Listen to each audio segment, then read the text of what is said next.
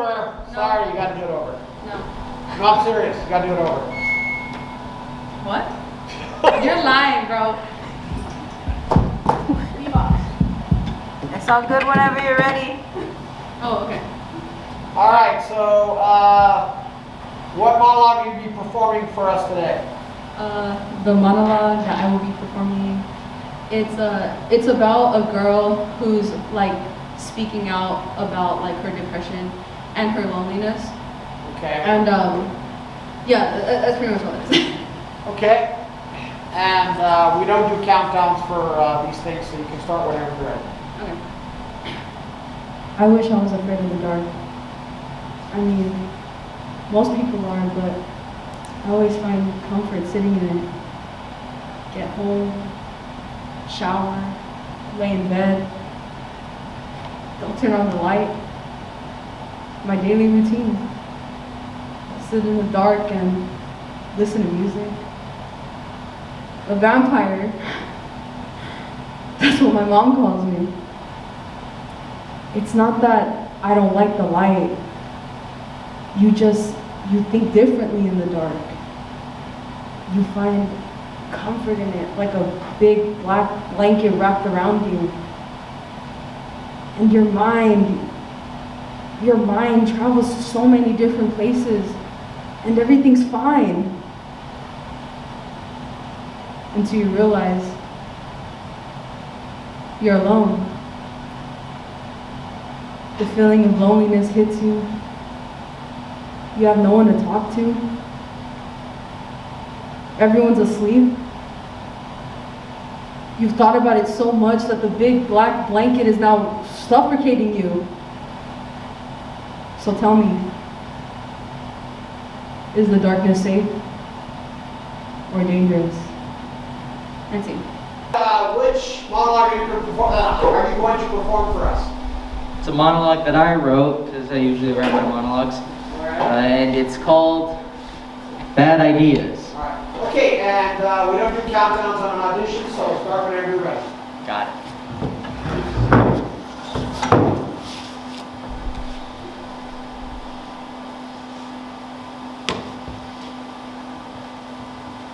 Let's be honest for a second. We all have bad ideas. And, you know, it's hard to deny that you don't. But imagine having a bad idea that was so bad that it went down in history as just a basic thing not to do. Like, you know, the basic common sense stuff, like walking around in public with no clothes, or squeezing citric food straight into your eyes, or, you know, pouring the milk before the cereal. All of these things are basically just like crimes against humanity. And the only reason we know not to do them is because somebody else, even dumber than us, has done it before. That just sucks. Imagine being the person who thought to themselves, you know what? What if I took this orange and squeezed it and let its citric acid straight into my eyes? It sounds like such a good idea.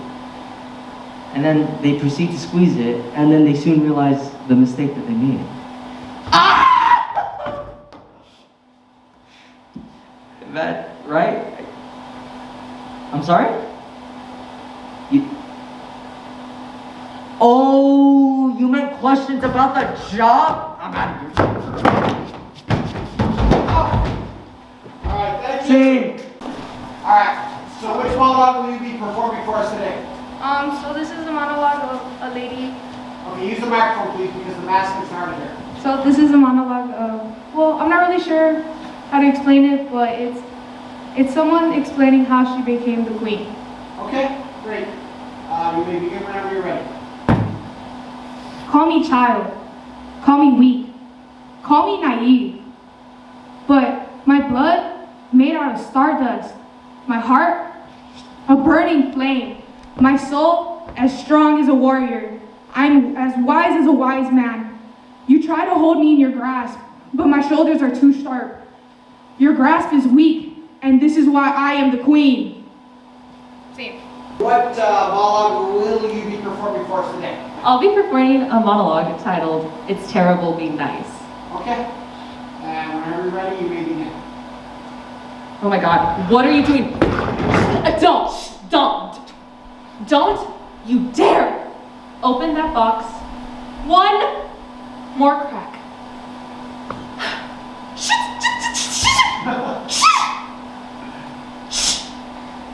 Let me speak. Look, I'm gonna be honest. Before I met you, I was a raging jerk, okay? Look, I was a jerk, okay? People were afraid of me. Those people that I introduced to you as my friends, yeah, guess what? They were afraid of me. Ha, key word, word. Look, ever since I met you, I've had these urges to donate to charities and walk old people across the street. I've even had the urge to hug people. You're making me feel this warm feeling inside, like fuzzy. You're turning me, what's the word? Nice, there we go, yeah. You're turning me nice, you see? And if you get down on one knee and you open that box and ask me to marry you, and I nicely say, oh my God, yes, I'll be stuck being nice for the rest of my life.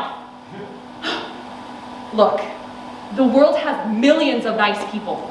It doesn't need me, okay? So I'm asking you, no, scratch that. I'm begging you. Look, I'll get down on one knee if I have to. I'm asking you, will you please not marry me? And scene. A monologue called Justice, So You Know. It's meant to be a sister telling her other sister about how badly she treats her.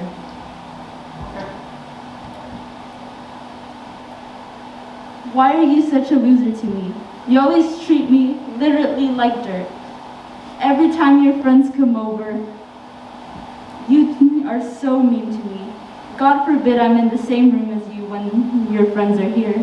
You treat me like garbage. You shut me out. Every time I remember all the way we used to be so close, and now we're farther apart, and yet living in the same house. How is it that you don't know me, yet you live with me?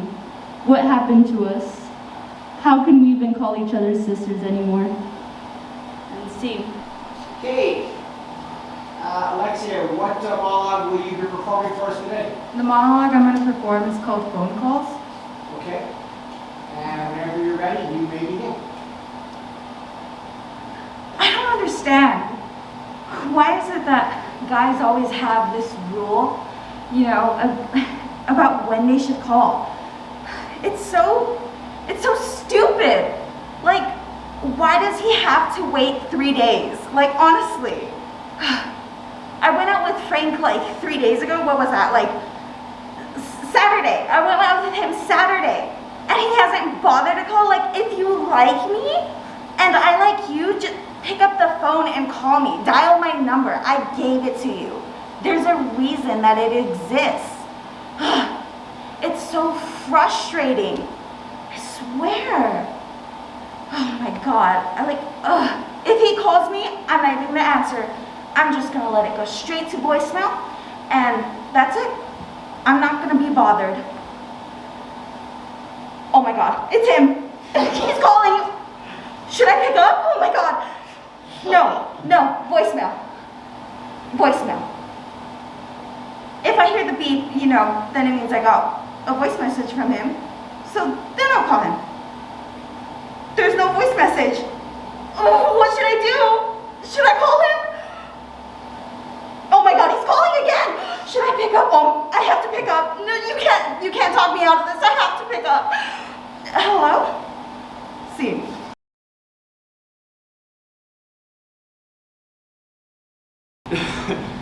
This is the opening monologue of the second act. Sorry, I'll move.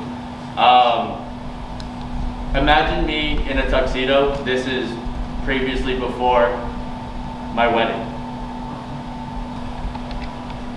I remember the only time I ever got dressed up was for weddings and funerals. Maybe that's why now it's so hard to distinguish between these. The way I see it, Either way, a part of me dies. Funny thing though, I really don't remember what I wore to funeral. I just don't remember. I just assume my mom made me wear something nice. I could have gone naked for that matter. I was so scared to walk into the room with an actual dead person. I would have never known what I was wearing. That was at the funeral, at church. It was even worse. Someone told me God was here. Now, I was never formally introduced, but it's okay. I didn't mind, it just made me a little at ease to be in the same room with the dead stiff and the main man who put us all here. No, I didn't know if God was angry, and that's why this person was lying there dead. Was he punishing them? Was he here to take him away to some special place? I hope he's at least on my side. Hey guys, this is Aneleh Rodriguez from Thespian Troupe 7389 here to tell you guys that we are having a second round of monologue auditions for a monologue competition that will be held on April 8th. The auditions will be held next week from March 9th and 10th from 3:30 to 5:30 in S5. No experience is needed, and please come prepared with a 1 to 2 minute monologue. But please remember, it must be age appropriate. Hope to see you there.